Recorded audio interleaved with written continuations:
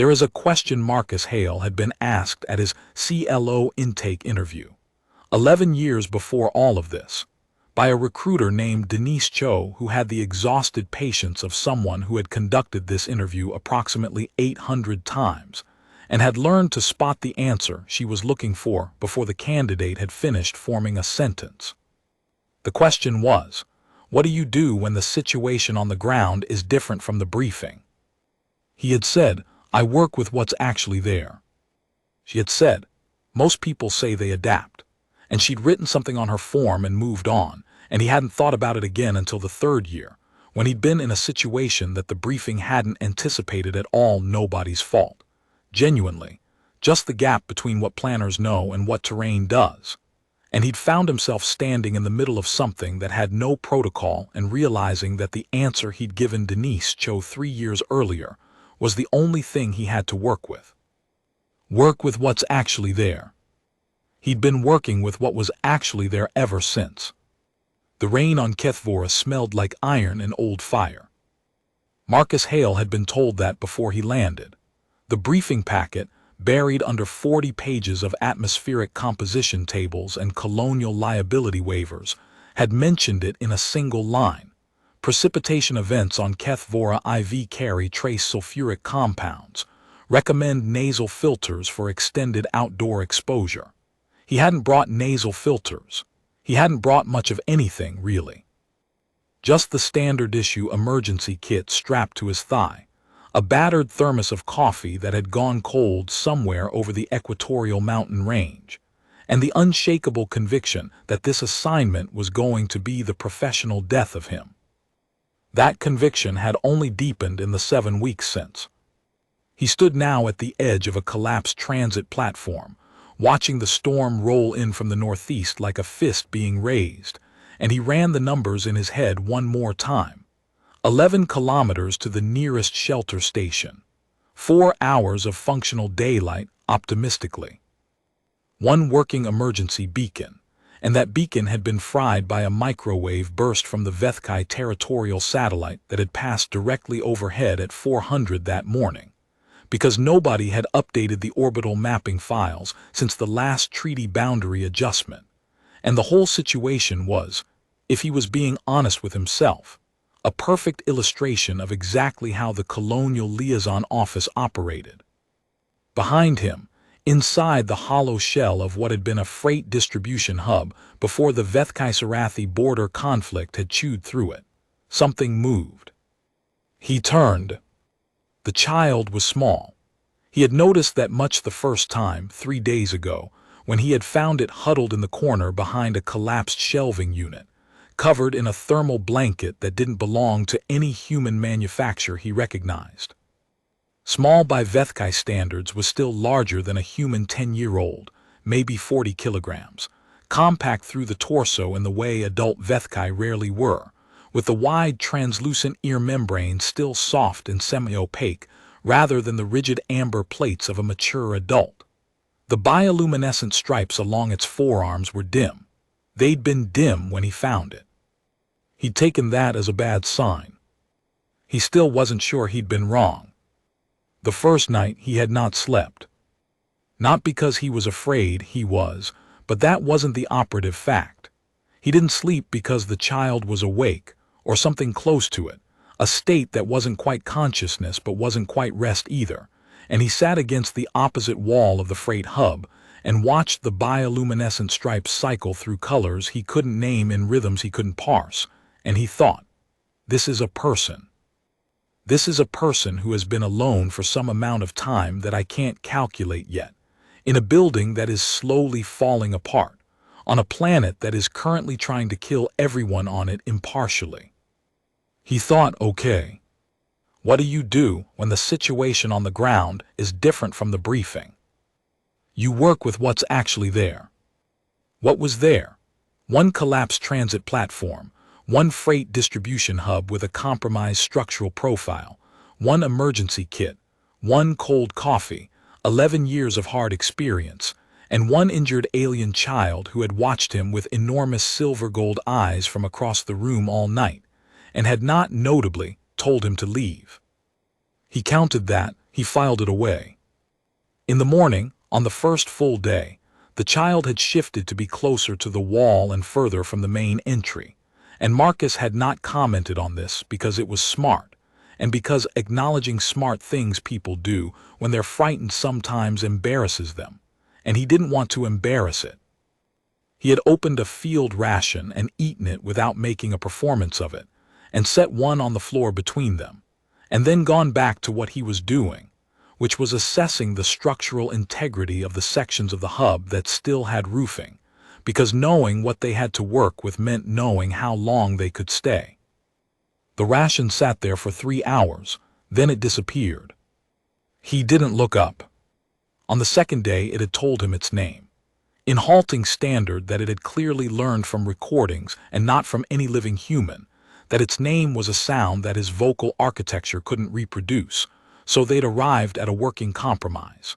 He called it Wren. It had studied him for a long moment when he said the word, and then it had made a very small noise that he'd come to understand as the Vethkai equivalent of grudging acceptance.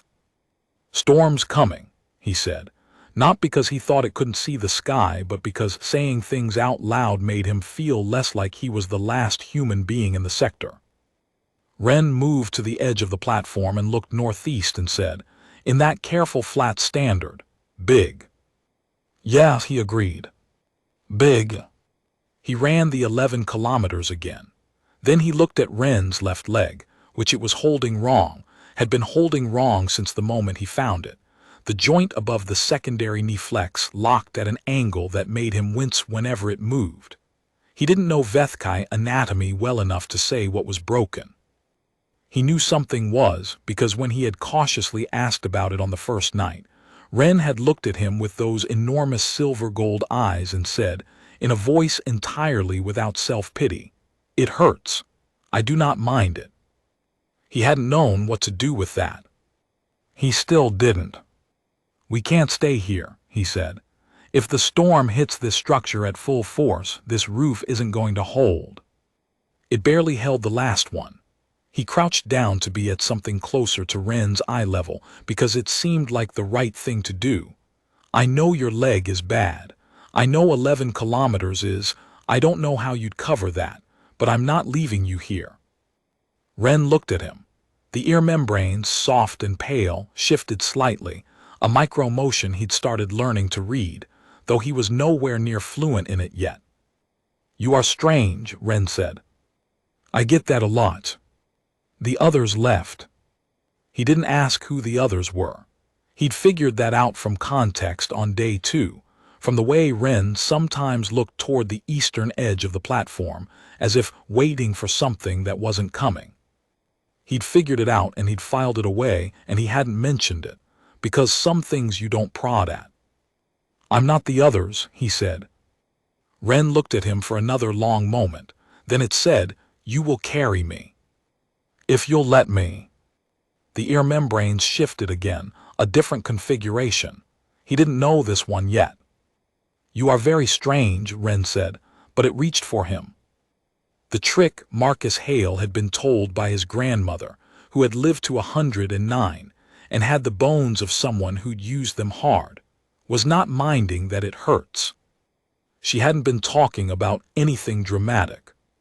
She'd been talking about the morning run she did every day regardless of weather, which she had done since she was 32 and had continued doing until she was 97, when her hip finally made an argument she couldn't counter. She'd said it the way people say things they've said many times before, without flourish, turning a mug of tea in her hands.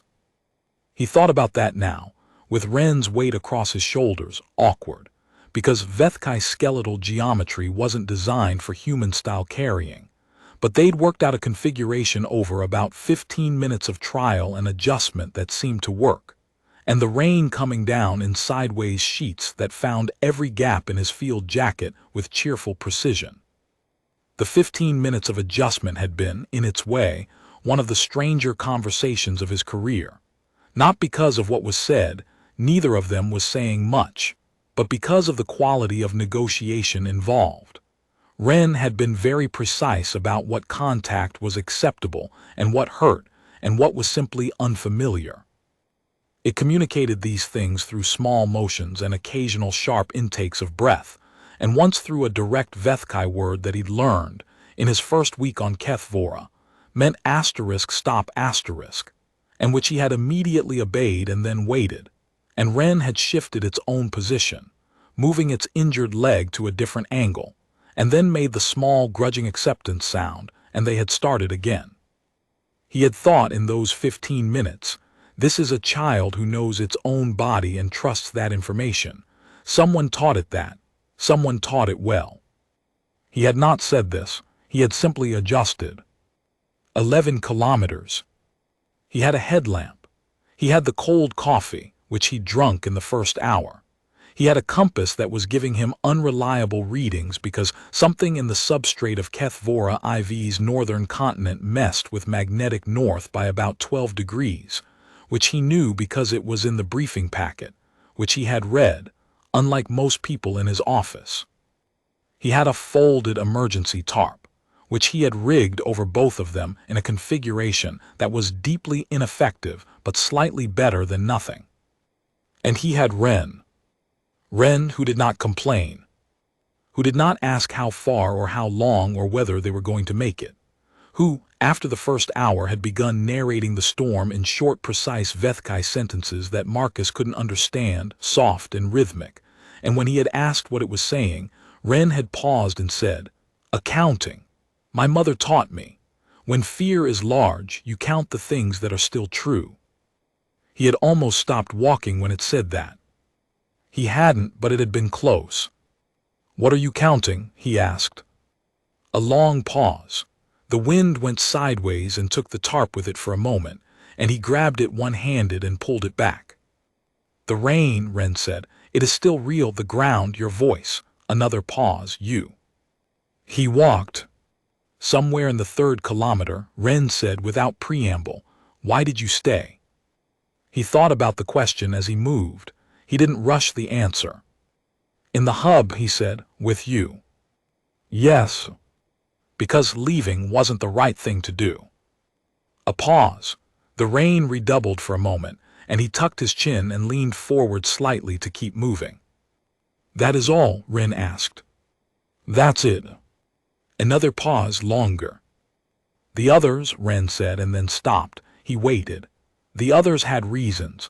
Good reasons, they said them. The building is not safe. The storm is coming. We must move the circuit to shelter." "Those are good reasons," he agreed. "Yes, a beat. They were true reasons." "I know. But you—" "I didn't have a circuit to move," he said. "I didn't have anywhere I needed to be except where I was. And where I was, there was you." He felt Ren's grip shift slightly, not loosening, adjusting. A small motion. "You are a very strange human," Ren said. "You've said." "I will keep saying it," Ren said, "until it is not surprising to me anymore." He almost laughed. He didn't, because laughing and walking uphill with 80 extra pounds in a storm was a coordination challenge he didn't want to test, but almost. "Fair enough," he said. He walked. He found the cave by accident.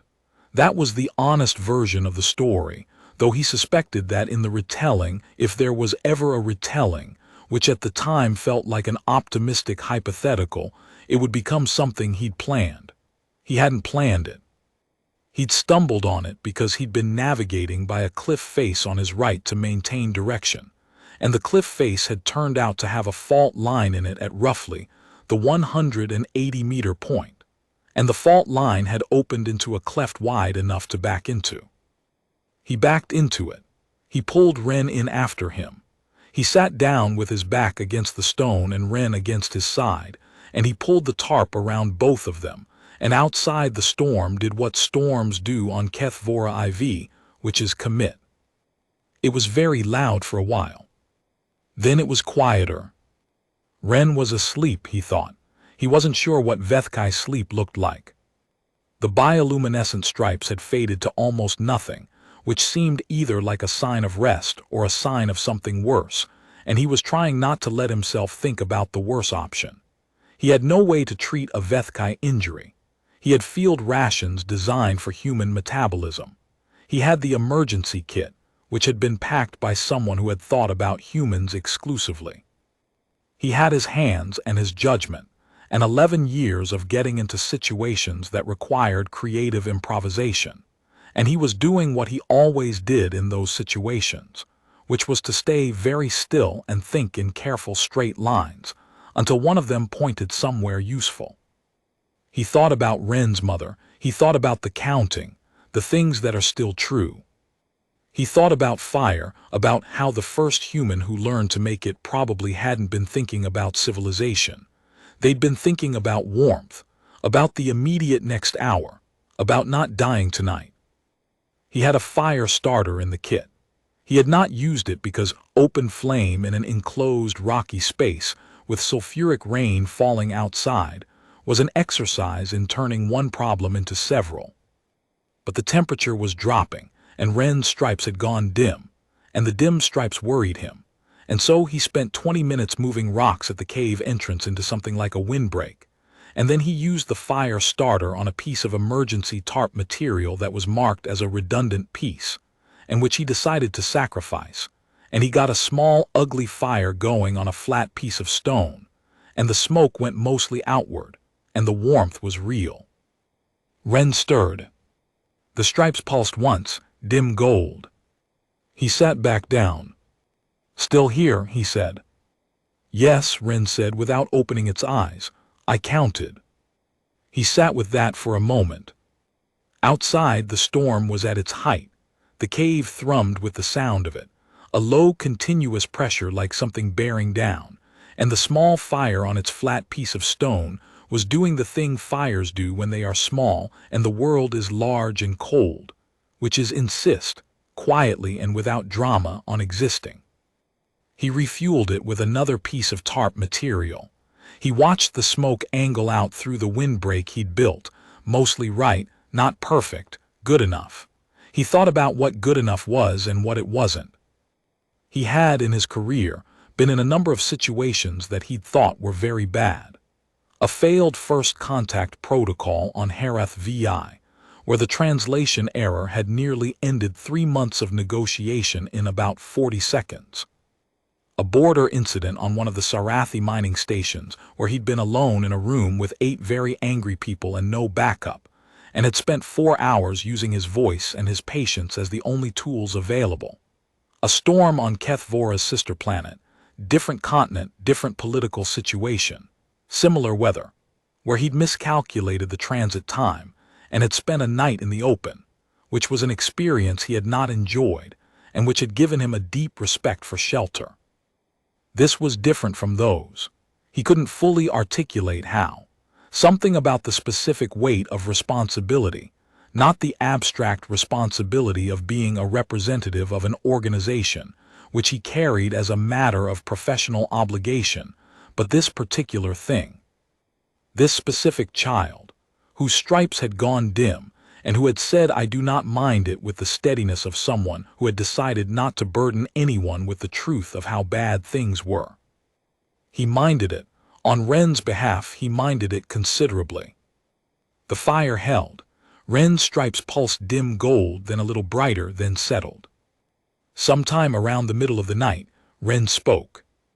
"My mother's counting," it said, not quite from sleep, not quite from full wakefulness. "She taught me at the last storm crossing.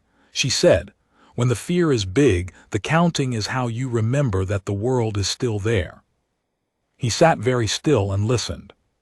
She said, "Count what you can touch, count what you can hear. Count what you know to be true, that the fear is trying to make you forget." The fire popped quietly on its stone. "Where is your mother?" he asked very carefully. A long silence. He was already regretting the question, not because it was wrong to ask, but because of the quality of the silence that followed it, which told him something before Ren spoke. "Not here," Ren said. The flatness of it was the flatness of something that had been survived rather than resolved.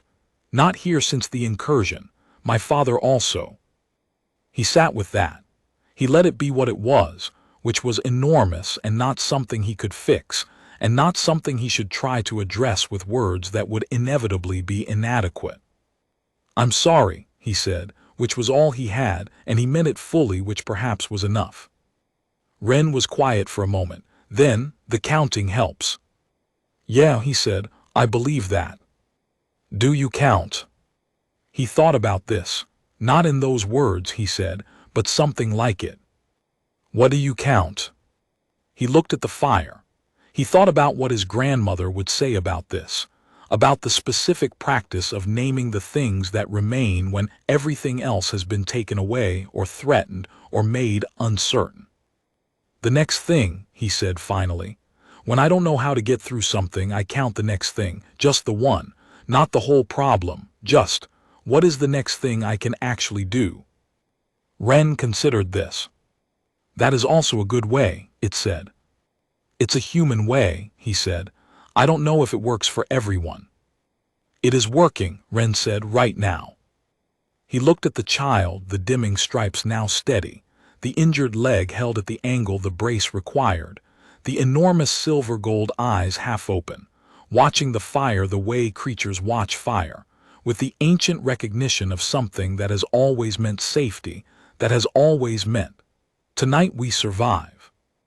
"Yeah," he said, "I think it is." He stayed awake until the storm began to ease, which took most of the night, and then somewhere in the small hours he let his eyes close for a while, because bodies require that, and the fire was stable, and Ren was breathing, and those were the things that were still true. He didn't see the others until morning. He hadn't known there were others to see. He'd known in the abstract that Kethvora IV's northern territories were contested in the way that most frontier zones were contested. Competing claims, overlapping jurisdictions, 3 or 4 factions who each believed the land was historically and spiritually and economically theirs, and who expressed that belief through intermittent violence and very long territorial negotiation sessions that never quite concluded. He'd known the freight hub was in a gray zone. He'd known his emergency beacon wasn't working.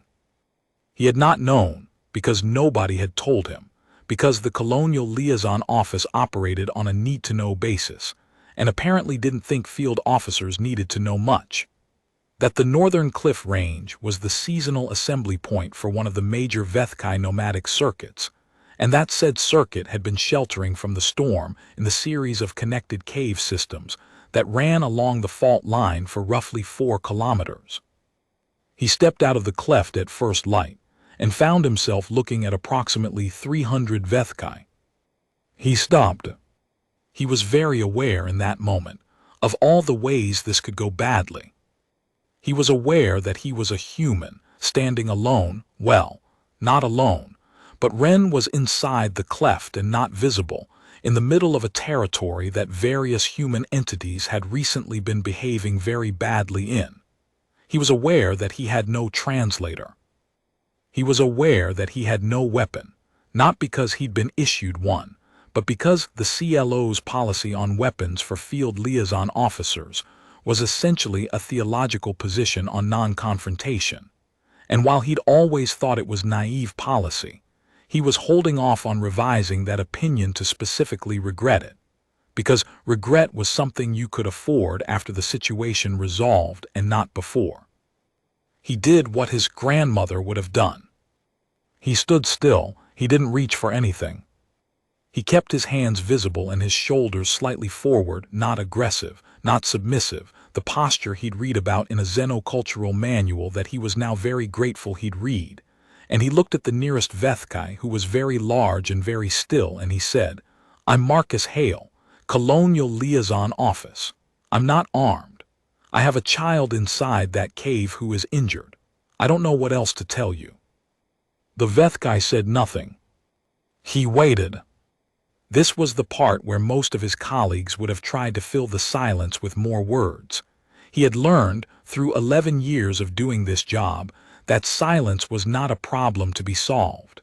It was information. You let it run until it told you what it was. After perhaps a full minute, the large Vethkai turned its head and called something in Vethkai. 3 syllables, the ear membranes flat.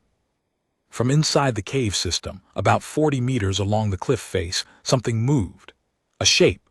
A figure. Much taller than the others, the amber ear plates of a fully mature Vethkai, adult, older, not old, but carrying the look of someone who had accumulated weight, not physical weight but the other kind, the kind that settles into the way a person moves. The bioluminescent stripes on this one were deep gold, almost amber, running in patterns Marcus had never seen on the other Vethkai he'd met. The figure walked toward him, slowly, without hurry. The way someone walks when they've decided that hurrying isn't necessary, because the outcome is already determined. Marcus Hale did not step back. The figure stopped 4 meters away and studied him. The silver-gold eyes, older than Ren's, deeper, the pupils configured differently, moved from his face to his hands to his clothes to the cleft in the rock behind him. And then a sound came from behind Marcus, from inside the cleft, because Ren had woken up, or perhaps had never really been fully asleep, and had heard the voice. And he would think about this later, what the sound did to him. The sound was a high, thin note that broke in the middle, a sound that in human terms would have been a child's voice cracking with something too large to contain. The large figure, the amber-plated figure, moved. Not toward Marcus, past him, around him, as if he had become briefly irrelevant, which was perhaps the most terrifying social experience of his career, because it was the kind of irrelevance that could go many directions. He turned and watched and did not interfere as the figure crouched down, an astonishing thing, that crouch. A body that size folding into a configuration that suggested it had once been much smaller and hadn't entirely forgotten. And Ren emerged from the cleft and made that sound again, and the large figure caught it and held it and said something very quiet. Marcus stood there. He was not technically the most important person in this scene. He stood there anyway because there wasn't anywhere else to stand, and because someone needed to be holding the space, and because someone needed to be looking at this and remembering it precisely. Ren's stripes had come back fully, blazing gold, brighter than he'd seen them since he'd found it in the freight hub. The dim that had worried him through the night was entirely gone. He stood there for a long time before anyone looked at him. The translator arrived within the hour. He was a young Vethkai male with rudimentary standard and a very serious expression, who positioned himself between Marcus and the assembly, and translated with the devoted focus of someone trying very hard not to make a diplomatic incident through vocabulary failure. His name translated roughly as Stone That Holds, which Marcus found both impractical and oddly appropriate. The large figure had a name that translated, Stone That Holds explained with some hesitation, as the convergence of rivers. Marcus said, "What does that mean in terms of what's the title?" Stone That Holds considered this. "King," he said finally, "but that is not, it is not quite the word. The word is more." He paused. "The word is the one who the rivers come to."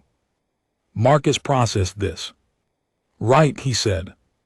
The king, because Marcus was going to use the approximation, because the alternative was a level of nuance he couldn't navigate without a much better translator, was sitting now, cross-legged, with Ren in its lap, and the scene had an intimacy to it that Marcus was very carefully not staring at. He looked at Stone That Holds instead. He said, "The child. Ren, the one I was with, is it?" He stopped. He tried again. "Is it safe now?" Stone That Holds went and spoke, came back. "The king asks what you call the child." "Ren, it's a working name. We couldn't agree on the real one." Stone That Holds went and spoke, came back. "The king finds this funny." "I'll take that." Stone That Holds went and spoke, came back, looking slightly more serious than before. "The king asks how you came to have the child." Marcus told the story. He told it plainly, without embellishment, the way you tell a story when you're not sure how the listener is going to receive it. The freight hub, the collapsed shelving, the thermal blanket, the 3 days, the storm, the decision to carry rather than leave. He told it in the order it happened. He left out the moments where he'd been frightened, not because he was trying to construct a narrative of bravery, but because his fear seemed like the least relevant fact in the room. Stone that holds translated in pieces. The king listened. When Marcus finished, there was a long silence. The kind of silence he had learned over 11 years to read. This one was not hostile, it was not suspicious. It was the silence of someone turning something over. The king said something. Stone that holds translated. The king asks, "You did not know who the child was?" "I didn't know anyone. I found a child who was alone and hurt." Stone that holds translated. The king said something. Stone that holds had an expression that Marcus would later describe as diplomatically overwhelmed. The king says, "And this was enough." "Yeah," Marcus said, "that was enough." It emerged over the next several hours that Ren was the king's grandchild. It emerged that the child had been separated from the traveling circuit 3 weeks earlier during a territorial incursion. The word Stone that holds used was incursion, but from context, Marcus understood it to mean something closer to ambush, committed by a faction whose relationship to the colonial presence on Kethvora IV was not entirely simple and not entirely innocent. It emerged that search teams had been looking, that the freight hub was in an area that had been searched and then cleared, because the assumption had been that no one could survive there for 3 weeks, and assumptions had a way of becoming conclusions before they'd been tested. It emerged that the king had believed the child was dead. Marcus sat with that for a while. He thought about the thermal blanket, which hadn't been human manufacture. He thought about Ren's careful standard, learned from recordings. He thought about the first night, Ren's eyes watching him from across the freight hub floor, the entire calculus of danger and trust that a child runs when it's already been abandoned once. He thought about the counting, the things that are still true. He had a thermos. It was empty. He turned it in his hands the way his grandmother had turned her mug. "Tell the king," he said to Stone that holds, "that the child was very brave. For 3 weeks before I arrived and for the 3 days after, tell the king that." Stone that holds translated. The king looked at Marcus and said one word. Stone that holds translated it without hesitation. "Known." The medical team arrived at midday. Vethkai physicians, moving with the focused precision of people who had been called on their best and were determined to deliver it. They examined Ren's leg. Marcus had been right. Something was broken, specifically a stress fracture in the secondary tibial analog, and watching the medical team's reaction to that information gave him a sense of how serious it was without any words being required. And they were not quick about their work because they were thorough, and he respected that. He sat on a rock at the edge of things, out of the way, and ate a field ration that tasted of preserved vegetable matter and bureaucratic indifference, and watched the camp go about its morning. 300 Vethkai. He'd never been in a group this large. He'd worked with Vethkai in transit hubs, in negotiation rooms, in the formal context of liaison work where everyone was on their best behavior, and the social dynamics were as artificial as the climate control. This was different. This was the actual texture of it, the way families moved around each other, the complicated geography of a traveling community, the specific density of people who had been frightened and were now relieved, and were letting the relief settle into ordinary motion. The bioluminescent stripes. He'd never noticed before how much information they carried. From 40 meters away, without a translator, he could read the camp's emotional state fairly accurately from the collective pattern of the stripes. The bright amber and gold of relief. The occasional flicker of grief, dimmer, purple-toned, for whatever else had been lost in those 3 weeks, he guessed. For Ren's parents who were not here, whose absence he was not going to ask about directly. Children, he noticed, kept drifting toward him. Not approaching, just drifting nearby, the way children do when they're curious and have been told to maintain a respectful distance and are negotiating with that instruction. He sat on his rock and didn't move, and eventually the nearest one got close enough for him to see its face, younger than Ren, ear membranes like tissue paper, stripes that cycled rapidly through colors in a way he suspected was involuntary, and he said, very quietly, "Hi." The child ran. He was not offended. The second one approached about 20 minutes later. This one was more deliberate. It had clearly watched the first one's experiment and filed the outcome, and decided to modify the approach. It came to about 3 meters, and then stopped and looked at him with the specific focused intensity of a young creature conducting a scientific assessment. He looked back. He kept his hands on his knees. He did not smile. He had learned in his early years of xenocultural work that the human smile was not a universal signal of benevolence, and that defaulting to it with unfamiliar species was an assumption worth testing before deploying. The child made a sound. He didn't know what it meant. He said, "I'm Marcus." The child made another sound. Then it reached into something tied around its midsection, a small pouch, woven material in patterns similar to the ones on the king's stripes, and produced something and held it out to him. It was a stone, flat, dark basalt, smooth, with a faint natural marking on one face that looked, at a certain angle, like a river branching. He took it, he looked at it, he said, "Thank you." The child turned and ran, not in panic but in the particular way that young creatures run when they've done something significant and need to immediately consult with their peer group about what just happened. He turned the stone over in his hands. When Ren appeared at his side, moving slowly, the leg brace holding, he held it up. Ren looked at it, looked at him. "A gift," Ren said. "Yeah. I figured. From a child." "Yes." Ren considered this. They do not give stones to strangers.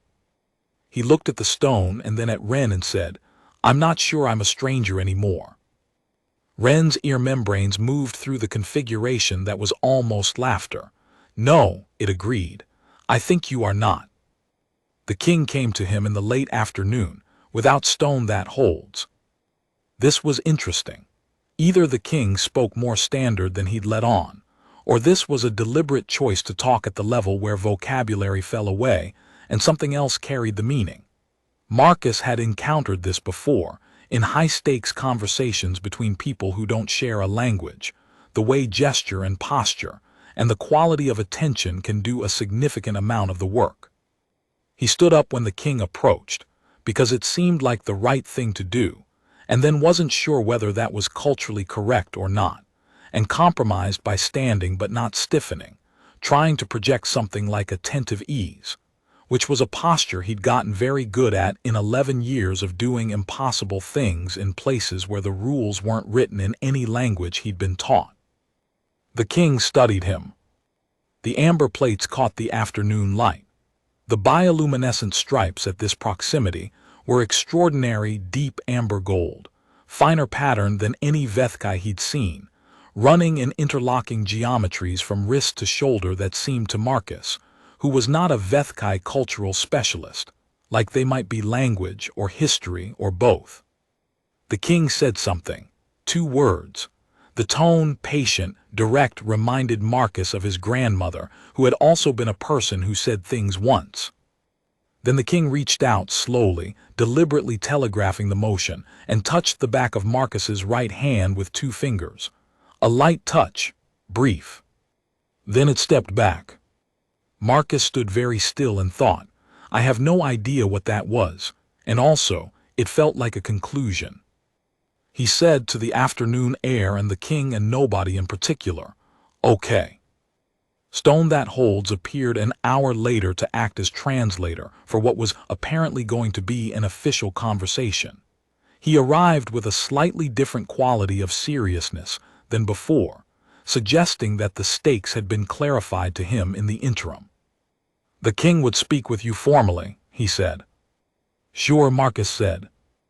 The formal conversation took place in the largest of the connected caves, which had been arranged quickly, he guessed, during the afternoon, with a flat central stone serving as something like a table and a circle of senior figures around it, Ear plates and deep stripe patterns marking age and status in a hierarchy he couldn't fully decode.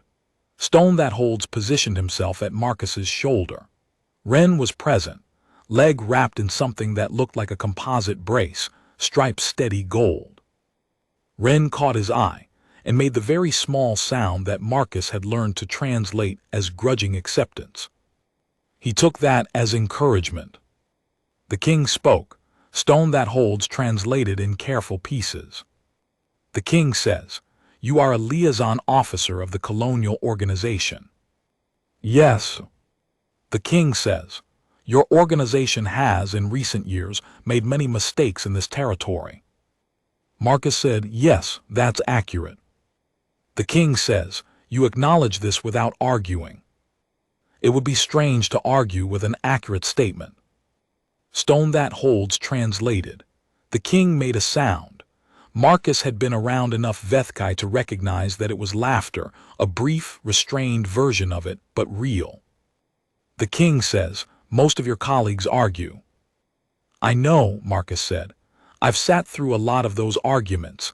They generally don't improve the situation." The ear membranes of the king shifted in a pattern Marcus was beginning to associate with genuine attention. The king says, "What would improve the situation?" He thought about this, not about the diplomatic answer, about the actual answer.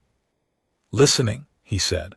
"Real listening, not the kind where you're building your counter-argument while the other person is still talking, and doing what you say you're going to do. And when you don't, because sometimes you don't, saying clearly that you failed and why and what you're going to do differently. And not making the same mistake 3 times in a row and calling it a new policy." A long pause while Stone that holds translated this. The king said something. Stone that holds turned to Marcus with an expression that suggested professional admiration for the content and professional alarm at the implications. The king says, "This is very simple. Why do so few of your people do it?" "I've been asking myself that for 11 years, Marcus said. Stone that holds translated. There was a brief exchange among the senior figures in the circle. He caught a shift in the stripe patterns, a collective motion of ear plates, something that might have been surprise or might have been something more like recognition. The king spoke again. The king says, "You speak as one who is also frustrated by your organization." He thought about how to answer that. He decided to answer it the same way he'd been answering everything tonight, which was truthfully. "Sometimes," he said, "when I know something is wrong and the process moves too slowly to fix it before someone gets hurt, yes, I'm frustrated." Stone that holds translated. The king was quiet for a moment, then it said something brief. The king says, "And yet you stay." "Yes." The king asks why. He thought about the freight hub. He thought about the moment he'd found Ren and the calculation, if you could call it a calculation. It had taken about 3 seconds of what to do. He thought about the compass and the storm and the 11 kilometers and the simple arithmetic of, "I am here, you are here, we are going." Because leaving doesn't fix anything, he said. And because someone has to be inside the system who's willing to say clearly what's wrong with it. If everyone who sees the problem leaves, the only people left are the ones who don't see it or don't care. Stone that holds translated. The senior figure's stripes were doing something he couldn't read, a complex pattern, not uniform, each figure's own variation on a theme. The king looked at him for a long time.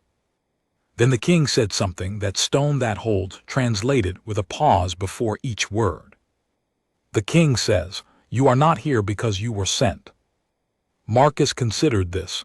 "I was sent," he said, "but that's not why I'm here." Stone that holds translated. The king made a small sound that the assembly seemed to receive as significant. The stripe patterns shifted. A collective response, brief. The king says, "The child knew this," Stone that holds said. "From the first night." Ren insisted on being present for most of the conversations that followed, which ran through the afternoon and into the evening. with breaks for a communal meal that Marcus participated in at the king's invitation. Vethkai food that he could eat in the sense that it was not chemically incompatible with human biology, and that he ate with sincere appreciation of the gesture, even when the specific flavors were an experience he was going to need some time to process. The conversations were about territory, and about the incursion, and about the freight hub and what it had been used for, and about the treaty boundary adjustment that had been made 18 months ago without adequate consultation, and about 3 other specific grievances that had been formally registered through colonial channels and formally not quite ignored, which Marcus knew about because he had read every outstanding grievance file in his region when he'd taken the posting, because that was how he operated. He knew about the grievances. He said so. He didn't try to defend the failures to respond. He said, "I can't fix what's been done. I don't have the authority to make territorial commitments, and I won't make them without that authority because a commitment I can't back up is worse than no commitment. What I can do is write a full report of this conversation and submit it as a formal liaison record, which goes into a different track than a standard grievance and requires a senior response within 60 days. And I can recommend an escalated review. That's what I can actually do." Stone That Holds translated. The king and the circle of senior figures engaged in a conversation among themselves that Stone That Holds did not translate, which Marcus interpreted as a deliberate courtesy. They were discussing what he'd said, and they were entitled to do that privately, and he waited. He looked at Ren. Ren looked back at him, head tilted at the Vethkai angle of consideration. "You will leave," Ren said quietly, not a question. "Eventually," he said, "I have to file the report, and somebody back at the office is probably looking for me." He paused. "Your leg will heal, you know that, right?" Ren's ear membranes shifted through the configuration he'd first seen in the freight hub, the one he hadn't been able to read. He thought he was starting to read it now. "I know," Ren said, "and then, you did not leave." "No." "In the storm with the weight, you did not leave." "No." Ren made the very small sound. Grudging acceptance, yes, but underneath it something else. Something he was going to need a long time and a better vocabulary to name. "Good," Ren said. The king spoke to him once more before the circuit scouts arrived with a transport capable of getting Marcus back to the nearest CLO staging post. It was morning, 2 days after the cave. The storm had passed entirely and left the northern territory washed and clean, and the iron and fire smell was lighter in the aftermath, almost pleasant. Stone That Holds was there for the last formal part. Then the king said something and Stone That Holds stepped back, which Marcus understood as a signal that what came next wasn't formal. The king said 3 words. Stone That Holds from a distance translated one at a time. The king says, "Fire." Marcus waited. The king says, "Given." Another pause. The king says, "Remembered." He turned this over. The myth of Prometheus, the fire stolen from the gods and given to mortals. He thought about Ren's counting, the things that are still true. He thought about his grandmother and her 109 years and her morning run and her mug of tea and the way she'd said, "Not minding that it hurts." He thought about what it meant to decide, in a situation you hadn't chosen and couldn't have predicted, that the next thing was not to calculate whether the effort was worth it, but simply to pick up the weight and go. "Tell the king," he said carefully, "that the fire was already there, he stopped. He tried again. "Tell the king I just didn't want it to go out." Stone That Holds translated. The king looked at him. The bioluminescent stripes, all of them, wrist to shoulder, the deep amber gold with its interlocking geometries that Marcus now understood were not decoration, pulsed once. Bright and even, the way Ren's had pulsed in the cave when the fire had caught and the warmth had become real. The king turned and walked back to the circuit. Marcus picked up his kit and waited for the transport. The formal report ran to 68 pages. The informal version, which he wrote for himself and kept in a document he had no specific plans for, was 3 paragraphs long and contained one sentence he kept coming back to. She said, "The trick is not minding that it hurts." I think what she meant was, the trick is deciding that the thing in front of you matters more than the discomfort of carrying it. He filed the formal report. He recommended escalated review. He cited 6 specific grievances by file number and cross-referenced the treaty boundary adjustment and attached Stone that Holds' contact information, with consent, obtained in writing, because Marcus Hale did things in writing when they mattered, and noted that a follow-up visit should be scheduled within 90 days. He got a response in 48 hours, which was a record.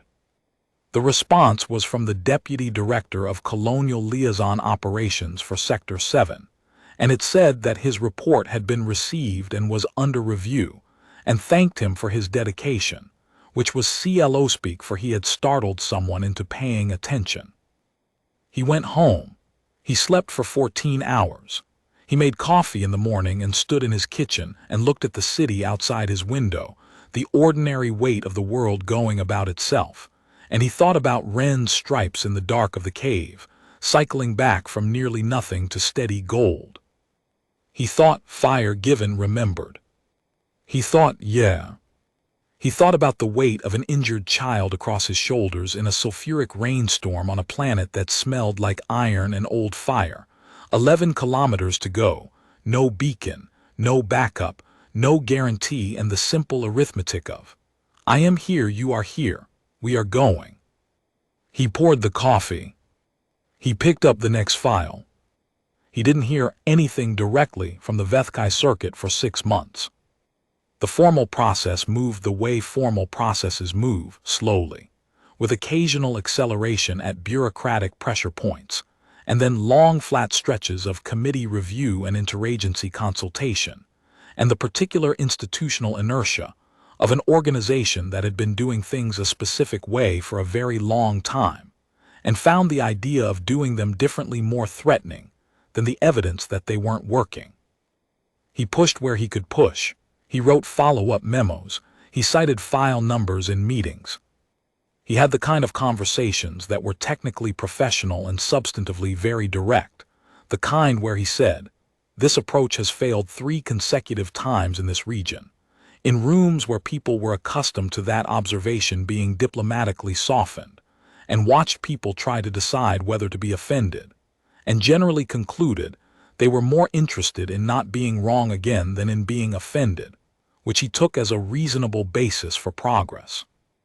6 months in, the treaty boundary adjustment was formally reopened for renegotiation. He sent a message to Stone that Holds. He said the review had been formally initiated and the timeline was 60 to 90 days. He said the process was slow but moving. He said he wanted to be honest about what to expect and what not to expect. Stone that Holds wrote back 2 days later. The message was brief. At the end, there was a single line that Stone that Holds noted was from the king, a Vethkai phrase translated as closely as could be managed into standard. The one who the rivers come to says, "The child still counts you." He read that line several times. He wrote back, "Tell the king I'm glad." The renegotiation took 14 months. This was faster than average for territorial disputes of that complexity, which Marcus knew because he'd looked up the historical data, and he filed that fact away not as a victory. He was too experienced for easy victories, but as evidence that the approach was not wrong. He did not attend the final signing. He was in a different sector by then, doing a different impossible thing in a place with a different set of unresolved grievances and a similar institutional failure to actually read the briefing packet. He sent a formal note of acknowledgement and received a formal note of thanks. From Stone that Holds, 3 weeks after the signing, he received a photograph. Vethkai had adopted a version of photographic documentation from human contact, modified to account for bioluminescent imagery that standard cameras didn't capture well. They used a long exposure technique that let the stripes register as color. The photo showed Ren standing upright, leg heeled, ear membranes the rigid amber of a Vethkai who was getting older, not adult yet but no longer the soft translucent tissue paper of a young child. The stripes were full and bright, cycling gold amber, the way they cycled when the thing that was happening was good.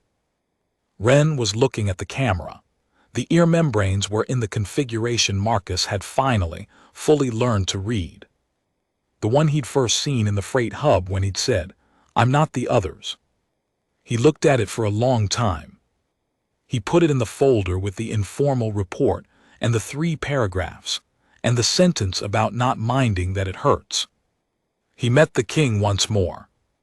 18 months after the cave, at a formal treaty ceremony, he was invited to as a registered liaison contact, which was a designation that carried no official rank, but implied a relationship that the CLO recognized as diplomatically relevant, which was a bureaucratic way of saying that somebody had noticed the 68-page report and the 48-hour response, and decided that Marcus Hale should be in the room when this particular thing got signed.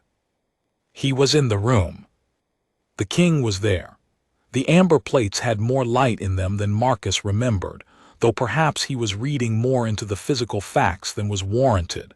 The stripes were deep and patterned and serious. The king found him at the edge of the formal reception that followed. Stone that holds was not there. The king said one word in standard. "Hale." "Yes," Marcus said. The king looked at him for a moment with the quality of attention he had come to associate with the king specifically. Not evaluating, not interrogating, but receiving, the way a river receives what the land gives it, patient and total. Then the king said, in standard, slowly but clearly, not needing translation, "You carried a small thing through a large storm. You did not ask what it was worth first." "No," Marcus said. "This is rare." He didn't answer that directly. He thought about his grandmother and the match and not minding the hurt. He thought about Prometheus and the fire and what it actually means to take a risk for something that isn't yours, that you're not owed, that you simply looked at and decided, this should not go out. He said, "I had good instructions." The king tilted its head, the Vethkai angle of consideration. "From who?" "My grandmother," Marcus Hale said. "She lived to 109. She was very stubborn." The king said nothing for a moment. Then the bioluminescent stripes pulsed, that single even pulse, the one he'd seen in the cave, and the king made the sound that he'd learned to translate as laughter. "Good instructions," the king said. "Yeah," Marcus agreed. "They usually are." He went back to the CLO staging post 6 days after the cave. The staging post was a prefabricated installation of the kind that CLO fielded in disputed zones, functional, utilitarian, designed to communicate presence without permanence, which was its own kind of political statement that nobody who designed it had probably intended. It had 3 staff members, a communications array, a medical bay that was better equipped than his kit but not dramatically so, and a director named Toriyama Kenji who had been trying to reach Marcus for 4 days, and who had the expression of a man who had been rehearsing a reprimand and was now recalibrating. "You were off-grid," Toriyama said. "My beacon was fried by the territorial satellite pass. I noted it in my preliminary report." "Which you filed from a Vethkai circuit camp." "Yes." Toriyama looked at him. Toriyama was a careful man, careful in the way that indicated intelligence that had been trained by experience to move slowly and precisely, and he was doing the thing careful people do when they're reassessing a situation, which was to say nothing while the reassessment ran. "They fed you," Toriyama said finally. "Yes." "And you had direct extended dialogue with the ruling authority of the Northern Circuit." "Yes, I have a full record. Stone that holds was thorough. His standard is functional, and he takes notes." Toriyama picked up the preliminary report, which was 12 pages, and had been flagged by the automated system for diplomatic significance, which was the CLO's way of saying that someone above Toriyama's pay grade was going to be reading it. He leafed through it without reading it in any depth. He'd already read it, Marcus could tell. He was just leafing to have something to do with his hands. "You found the king's grandchild," Toriyama said. "Yes." "And carried it 11 kilometers through a Category 3 storm. Closer to 12, once I adjusted for terrain variance." Toriyama put the report down. He looked at Marcus. The reprimand he'd been rehearsing had clearly not survived contact with the facts. "The beacon failure," he said. "I'm putting a formal note in the orbital mapping file. That should have been updated before your posting." "Yes," Marcus agreed, "it should have." "And the grievance backlog," Toriyama paused. "You cited 6 files by number in the report." 7, actually. One of them cross-references 2 related cases." 7, another pause. "Those files have been sitting in the regional queue for 18 months for the oldest one, 8 months for the newest." Toriyama had the expression of a man who knew something was wrong, and had not previously had it enumerated in front of him in such unambiguous terms. "I see," he said. "They're in the report," Marcus said without heat. "All of them, with the specific impacts on the Northern Circuit's relationship with CLO operations. And what I think a reasonable remediation looks like." He left the report with Toriyama and went to shower and eat something that tasted less of bureaucratic indifference than the field rations, and then he sat in the medical bay for half an hour while the station medic checked him over and confirmed that he was, as he had suspected, physically fine, some muscle strain, some dehydration, nothing that wouldn't resolve, and then he went to his bunk and slept for 11 hours without dreaming. He thought just before sleep about fire, about what it meant to carry something through the dark. He thought, you don't do it because you know what's at the other end. You do it because the alternative is putting it down, and putting it down is a thing you could do but have decided not to. He slept. He didn't tell the story much. It wasn't that he thought it was secret. It wasn't that he was modest, exactly.